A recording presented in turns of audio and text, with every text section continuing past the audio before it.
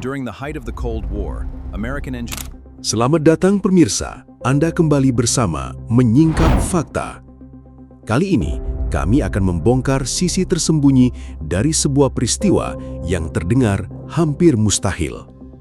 Pada malam 26 Desember 1969, Israel awalnya hanya ingin menghancurkan sebuah radar milik Mesir. Namun, rencana itu tiba-tiba berubah. Radar tersebut justru diputuskan untuk dicuri dalam keadaan utuh. Bukan perangkat kecil, melainkan instalasi radar Soviet seberat berton-ton yang harus dibongkar di wilayah lawan, lalu diterbangkan melintasi Laut Merah dengan helikopter. Lalu bagaimana operasi berisiko tinggi ini bisa dilakukan tanpa berakhir menjadi bencana? Dan mengapa radar tersebut justru dianggap lebih berharga jika tidak dihancurkan? Namun sebelum kita masuk lebih dalam, jangan lupa tekan tombol like dan subscribe. Dengan begitu, Anda tidak akan ketinggalan fakta-fakta tersembunyi yang akan kami ungkap berikutnya.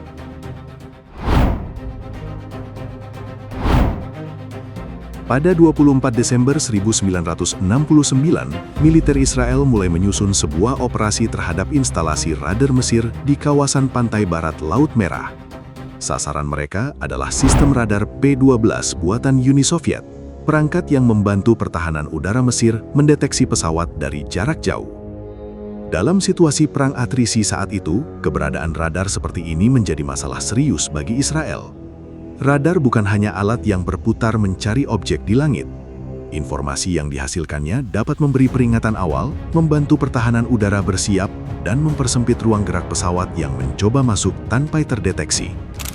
Solusi awal sebenarnya sangat sederhana. Radar itu akan dihancurkan. Pesawat tempur Israel bahkan sudah disiapkan untuk menyerang instalasi tersebut. Jika bom mengenai sasaran, satu titik pengawasan Mesir akan hilang, dan ancaman terhadap pesawat Israel untuk sementara dapat berkurang.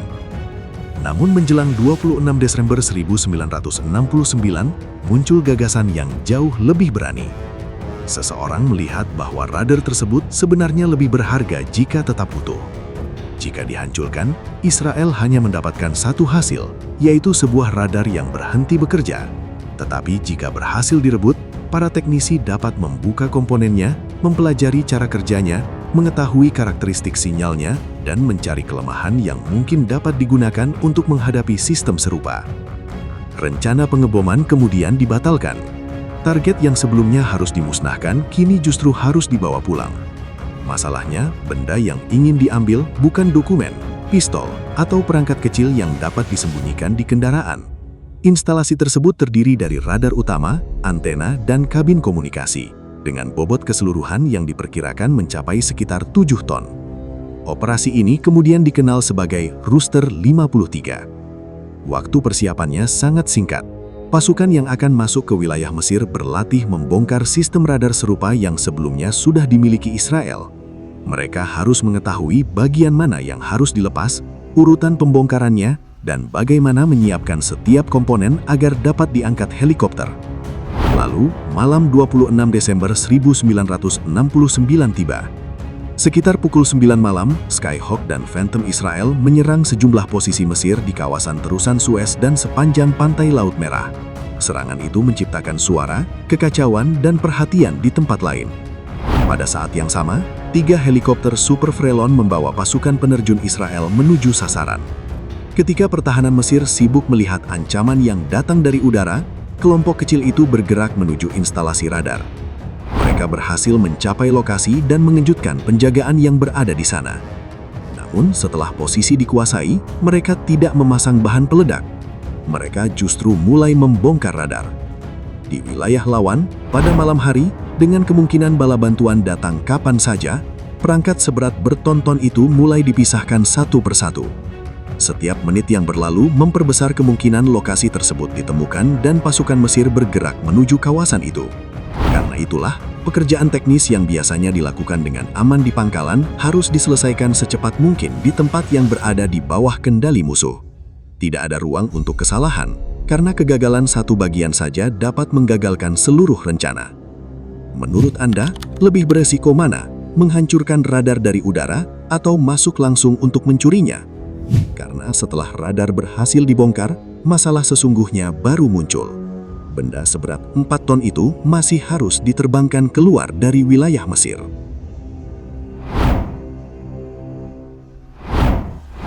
Sepanjang malam 26 Desember menuju 27 Desember 1969, pasukan Israel bekerja di instalasi radar Mesir yang baru mereka kuasai. Situasinya jauh dari aman. Mereka berada di wilayah lawan, dalam kegelapan, dengan kemungkinan pasukan Mesir datang kapan saja jika aktivitas di lokasi mulai diketahui. Radar yang ingin dibawa pergi tidak mungkin diterbangkan dalam keadaan utuh. Perangkat itu harus dipisahkan menjadi beberapa bagian agar bobotnya dapat ditangani helikopter angkut. Kabin komunikasi dan antena disiapkan sebagai satu muatan, sementara bagian radar utama menjadi muatan lain yang jauh lebih berat. Pekerjaan tersebut harus cepat, tetapi tidak boleh ceroboh. Jika sambungan rusak atau komponen penting terjatuh, nilai intelijen perangkat itu dapat berkurang. Di sisi lain, semakin lama pasukan berada di sana, semakin besar peluang bala bantuan Mesir muncul sebelum proses pengangkutan selesai. Menjelang pukul 2 dini hari pada 27 Desember 1969, radar akhirnya siap dipindahkan. 2 helikopter angkut berat Yasur kemudian dipanggil menuju lokasi. Helikopter pertama menerima muatan yang lebih ringan, berupa kabin komunikasi dan antena. Helikopter kedua mendapat bagian yang paling beresiko, yaitu unit radar utama dengan berat sekitar 4 ton. Karena ukurannya terlalu besar untuk dimasukkan ke kabin, perangkat itu harus digantung menggunakan kabel di bawah badan pesawat. Pada dini hari 27 Desember 1969, radar yang beberapa jam sebelumnya menjadi bagian dari pertahanan udara Mesir mulai terangkat dari tanah. Namun, keberhasilan itu langsung menghadirkan masalah baru. Beban 4 ton ternyata memberikan tekanan besar terhadap helikopter. Muatan yang tergantung di bawah badan pesawat tidak hanya berat, tetapi juga mempengaruhi keseimbangan selama penerbangan. Setiap perubahan gerakan dapat membuat radar bergoyang dan menambah tekanan terhadap sistem pengangkat. Ketika helikopter mulai meninggalkan kawasan Mesir, kerusakan terjadi pada salah satu jalur hidraulik. Awak sekarang menghadapi keputusan yang sangat sulit. Mereka dapat melepaskan radar agar helikopter menjadi lebih aman, tetapi seluruh resiko yang sudah diambil sejak malam sebelumnya akan hampir sia-sia. Atau mereka mempertahankan muatan itu, lalu terus terbang dengan kondisi helikopter yang semakin beresiko. Pilot memilih mempertahankannya selama mungkin. Helikopter terus bergerak melintasi Laut Merah hingga akhirnya berhasil mencapai wilayah yang dikuasai Israel. Tetapi kondisi pesawat tidak memungkinkan perjalanan dilanjutkan dengan aman. Dengan tekanan hidraulik yang tersisa, radar diturunkan ke tanah. Helikopter kemudian mendarat di dekatnya.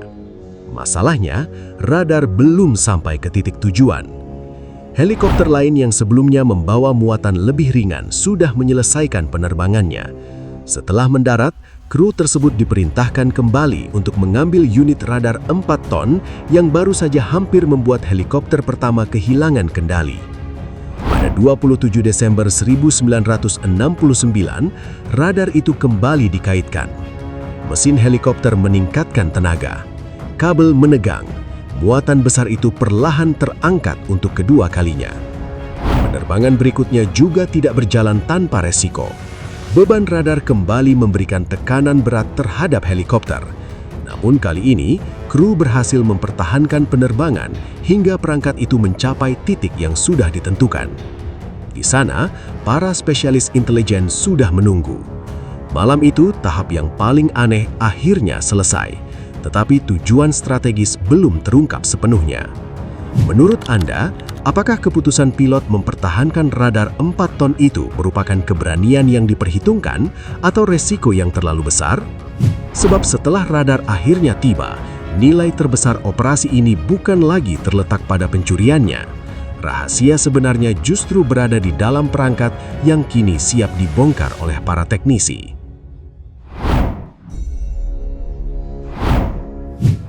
Setelah 27 Desember 1969, perhatian Israel beralih dari cara memindahkan radar menuju pertanyaan yang sejak awal menjadi alasan utama operasi ini dilakukan. Apa sebenarnya yang bisa dipelajari dari sistem tersebut? Radar yang berhasil direbut kemudian diperiksa secara menyeluruh oleh teknisi dan spesialis intelijen. Mereka tidak hanya ingin mengetahui bagaimana perangkat itu dinyalakan atau bagaimana antenanya bekerja. Yang dicari adalah karakteristik yang jauh lebih penting, yaitu bagaimana sistem tersebut mendeteksi pesawat, mengenali sasaran, dan merespons objek yang bergerak di udara. Bagi militer, informasi semacam ini sangat berharga. Jika sebuah negara mengetahui bagaimana radar lawan membaca langit, maka mereka juga dapat mulai mencari cara untuk mengurangi efektivitasnya. Disinilah keputusan pada 26 Desember 1969 untuk tidak menghancurkan radar mulai menunjukkan hasil sebenarnya. Satu serangan udara mungkin hanya membuat satu posisi pertahanan Mesir berhenti beroperasi. Namun perangkat yang direbut dalam keadaan utuh memberikan kesempatan untuk memahami teknologi yang digunakan di balik jaringan pertahanan tersebut. Para teknisi dapat memeriksa komponen elektroniknya, mempelajari pola kerjanya, dan mengidentifikasi batas kemampuan sistem itu. Pengetahuan yang diperoleh kemudian membantu Israel mengembangkan langkah tandingan terhadap pertahanan udara Mesir yang menggunakan teknologi serupa. Artinya, nilai radar itu tidak lagi terbatas pada satu lokasi di pantai Laut Merah. Informasi dari satu perangkat dapat membantu menghadapi sistem sejenis di tempat lain. Ada satu perkembangan lain yang membuat operasi ini semakin penting. Setelah dipelajari oleh Israel, radar tersebut juga diserahkan kepada Amerika Serikat untuk dianalisis. Pada masa Perang Dingin, teknologi militer buatan Uni Soviet menjadi perhatian besar bagi negara-negara Barat. Karena itu, kesempatan untuk memeriksa langsung sistem radar Soviet yang masih relatif utuh memberikan nilai intelijen yang tidak biasa. Sebuah perangkat yang sebelumnya digunakan Mesir untuk mengawasi pesawat Israel kini justru menjadi bahan penelitian bagi pihak yang ingin mengetahui bagaimana cara melewati pengawasannya. Ironi inilah yang membuat Rooster 53 berbeda dari banyak operasi militer lainnya. Tidak ada wilayah besar yang direbut, tidak ada pangkalan strategis yang dipertahankan setelah operasi selesai. Keuntungan terbesar justru datang dari pengetahuan.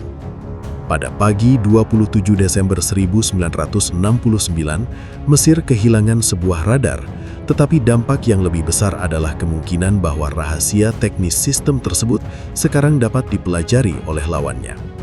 Dalam peperangan modern, sebuah senjata tidak selalu menjadi berbahaya hanya karena daya ledaknya. Kadang-kadang, perangkat yang mengumpulkan informasi justru memiliki nilai lebih besar daripada senjata yang menghancurkan sasaran. Itulah sebabnya keputusan untuk membawa radar itu pergi menjadi inti dari seluruh operasi. Jika dihancurkan, efeknya mungkin hanya terasa di satu titik. Jika dipelajari, kelemahannya dapat digunakan berkali-kali. Dan fakta paling menarik dari kejadian pada 26–27 Desember 1969 adalah bahwa radar tersebut pada akhirnya gagal menjalankan fungsi paling dasarnya. Perangkat itu dibuat untuk membantu mendeteksi pesawat Israel yang mendekat. Namun pada malam tersebut, pasukan Israel justru datang, menguasai lokasinya, membongkarnya, dan membawa perangkat itu pergi untuk dipelajari. Karena itu, keberhasilan operasi tersebut tidak berhenti ketika radar mendarat, tetapi berlanjut saat setiap komponennya mulai dipahami. Menurut Anda, mana yang lebih merugikan dalam perang? Kehilangan satu sistem pertahanan atau kehilangan rahasia tentang bagaimana sistem itu bekerja? Karena dari sinilah terlihat bahwa terkadang kemenangan terbesar tidak datang dari ledakan paling besar, melainkan dari informasi yang berhasil dibawa pulang tanpa dihancurkan. Operasi Rooster 53 menunjukkan bahwa dalam dunia intelijen militer, menghancurkan target tidak selalu menjadi pilihan paling bernilai. Pada malam 26 hingga 27 Desember 1969, sebuah radar Soviet milik Mesir tidak hanya berhasil direbut, tetapi juga berubah menjadi sumber informasi bagi pihak yang sebelumnya ingin dideteksinya. Dari sebuah rencana serangan udara, operasi itu berkembang menjadi salah satu pencurian perangkat militer paling tidak biasa pada masanya. Radar seberat bertonton dibongkar di wilayah lawan, diterbangkan dengan helikopter, hampir membuat salah satu pesawat kehilangan kendali, lalu akhirnya dipelajari untuk memahami teknologi pertahanan yang digunakan Mesir. Dan mungkin disitulah fakta paling menariknya. Dalam perang, kadang yang paling berharga bukan apa yang berhasil dihancurkan, melainkan apa yang berhasil dipahami. Demikian rangkaian fakta yang berhasil kami singkap hari ini. Jangan lupa subscribe ke channel Menyingkap Fakta dan aktifkan lonceng notifikasi agar Anda tidak ketinggalan pengungkapan fakta-fakta penting lainnya. Menyingkap Fakta, mengungkap kebenaran di balik setiap peristiwa. Sampai jumpa pada fakta berikutnya.